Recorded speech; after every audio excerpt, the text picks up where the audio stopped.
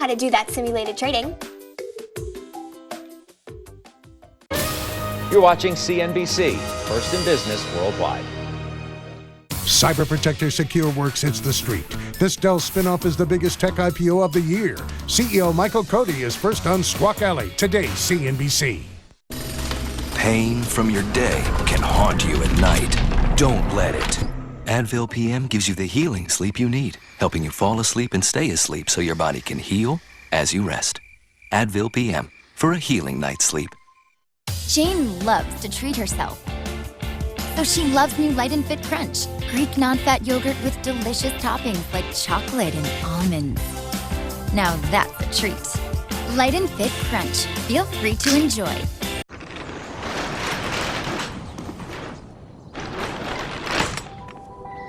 Why do so many businesses rely on the U.S. Postal Service?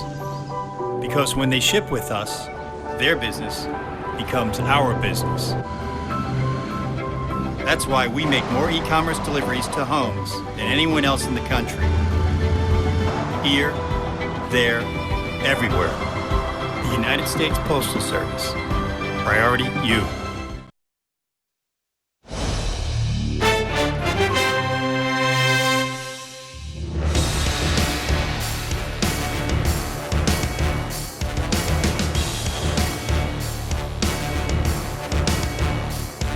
Among the stories that are front and center at this hour, checkout shares of Valeant. They are jumping in pre-market trading. Why? Because earlier this hour, we told you about reports that Valeant is in talks with the CEO of drug maker Perrigo to take Valeant's CEO job. Perrigo, of course, refusing to comment on that story, as you might imagine they would. Also, another big gainer this morning is railroad operator Norfolk Southern. It trounced estimates by 32 cents with quarterly profit of $1.29 per share, helped by cost cuts and other streamlining measures. And then ride-sharing service Uber agreeing to pay about $100 million to settle a class action lawsuit. The settlement allows Uber to keep its drivers in California and Massachusetts as independent contractors. The suit had attempted to classify them as employees. An important and interesting decision. Some labor people, though, as you might also imagine, quite upset about it. Joe. Andrew, Caterpillar is reporting, trying to find a clean number here. If it really is 46, okay, that's not the number. The net number is 46, but then I'm told that there is an adjusted number of 67, which would be a penny below expectations. Sales 9.46 is above the street estimate of 9.39, so 9.46 is above, and what's this first quarter adjusted? Or I don't know what. I think that may be a faulty headline. I'm trying to figure that out right now. Yeah, that's a weird looking thing. Because 67 is the adjusted number that they give in the release. And I don't think that's a yearly number either, because the estimate for the year is 359. So I don't know what that is. They do give you an outlook for 2016. They say that they have seen recent increases in commodity prices, some signs of improvement in construction equipment in China, and better order activity than we expected before at this leading trade fair. While we are seeing positive signals, other parts of our business remain challenged. As a result, we have lowered the midpoint of the outlook for 2016 sales and revenue by about 2%. They're now looking for revenue for 2016 to be $40 to $42 billion with a midpoint of $41 billion. It's still above. It's still above what the street's looking for at $40.6 billion. The profit outlook at this point, they're now looking for $3 to $3.70 a share, excluding restructuring costs. The previous outlook was $3.50 to $4 a share. And analysts were already down at the low end of that at 359, but now this is sort of now above the midpoint of the new range, right? They also give you some guidance on the restructuring costs. They're now expected to be about $550 million in 2016, up $150 million from the previous outlook. They say the decision to end production of our on-highway vocational trucks is the primary reason for the increase in restructuring costs. And you can see it almost looks like a S&P 500 chart or an oil chart. It bottomed right when the market bottomed, right when oil bottomed, and it has been. I mean, the time to buy it, I guess, is when everyone was throwing it away at 56. Right. Now it's all the way back already to, it was at 78 before this news today. We're going to talk to Doug Oberhelman, as we usually do. He's on in the 8 o'clock hour, the CEO of Caterpillar, to talk about these numbers. In the meantime, President Obama is making his case for Britain to stay in the European Union. He wrote an op-ed in the Daily Telegraph saying, quote, now is a time for friends and allies to stick together. The president's message not resonating, though, with the Brexit supporters. London Mayor Boris Johnson said it is paradoxical for the United States to support a federal superstate that would never be allowed in America. A vote on a possible Brexit is scheduled for June 23rd. President Obama is in London today, and he is scheduled to have lunch with the Queen. Although unelected bureaucrats running the place with just executive orders probably appeals to some people in government in this country. It's probably an American interest, at least that's the expectation. No, but I'm saying that the idea of, not having, Yes, Congress make laws and just sort of, that probably is really appealing. Republican National Committee members meeting in Florida.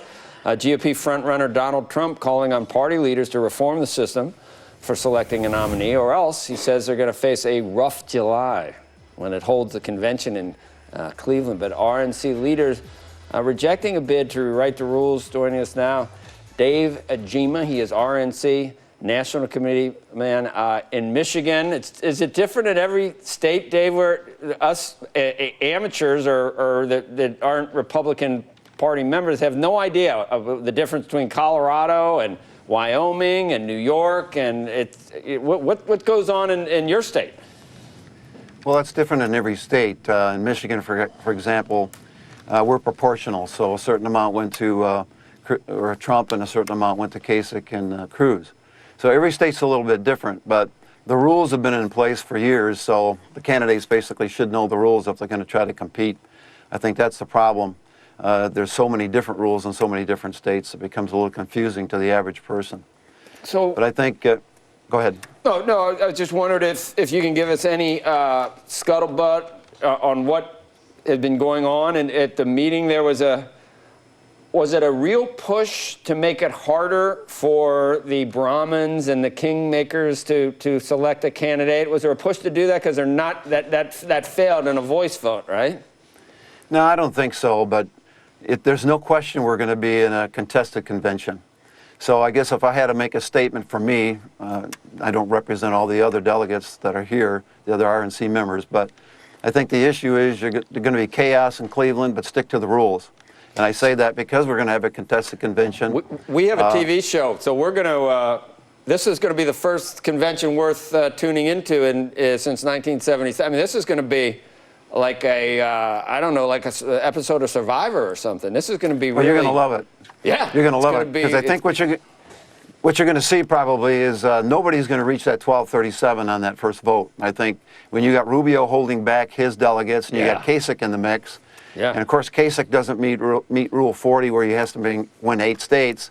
Right. He's basically going to be a kind of breaker here, so nobody can reach 1237. So he doesn't what I meet suspect, the rule where he doesn't meet the rule where you got to win 2 states. Does he get to hold on to his delegates even though he doesn't meet Rule 40? On the first vote, probably. But again, here's what people have to understand. All the states have elected individuals that were delegates to be on the Rules Committee for the convention. So our Rules Committee at the RNC really is sitting here blowing in the wind, because it's the delegates who arrive just prior to the convention that will decide the rules for that convention. So that's kind of interesting, because a lot of those people don't know the House rules or Robert's Rules of Order, as well as the RNC members do. So those delegates will decide what happens, and there lies the rub. If they change those rules in some nefarious way to try to give one person the advantage over another, then there's going to be a price to pay within the GOP, because a lot of people, both in the Democrat Party and the Republican Party, are kind of fed up with politicians and politics in general, so they don't like to see that. So I think if that happens, you're going to see people drop out. Davis and Mike Jackson. So Donald Trump is complaining about the unfairness of the Republican Party, yet I observed that he's received a greater percentage of the delegates than the percent of vote that he has. So what's unfair? Well, I don't see his point. Well, it's the delegates that decide. That's the thing. And so what happens here when we meet in Cleveland, it's a separate those question. delegates will it's decide. A separate question. Sure. He's received more delegates than he has as a percent of the vote. So he's nothing complaining unfair. about the rules, but the rules are benefiting him to some The rules are extent. benefiting him so far, so there's no complaint there. And as far as if he doesn't get a majority and it goes to an open convention, well, that's the entire history of the political parties, that if you can't get a majority going into the convention decides. There's nothing new about That's exactly that. correct. That's exactly correct. So the rules have been there. I think Cruz probably knew the rules and played the rules better than Trump has so far. But politics is really about perception, not reality. So when people see, for example, like if Trump goes in with most of the votes and most of the delegates, but doesn't win, people think, well, there's something wrong that's happened within the RNC or the GOP in general, and they're going to be angry. That's why I think people have to understand that we're a republic and we're not a democracy. Yeah, but that's and the way. people, You're not going to take the people that voted for him. No. Let's say he goes in with a 1050 or 1100, and then Sure. he doesn't make it, and then all of a sudden Cruz gets it at 800. I mean, that makes no sense to people that back Trump, and it's going to be really hard to convert them to Cruz people. So it's just it's the nature of the beast right now. Do you think Reince Priebus, if Trump is the nominee, can he stay?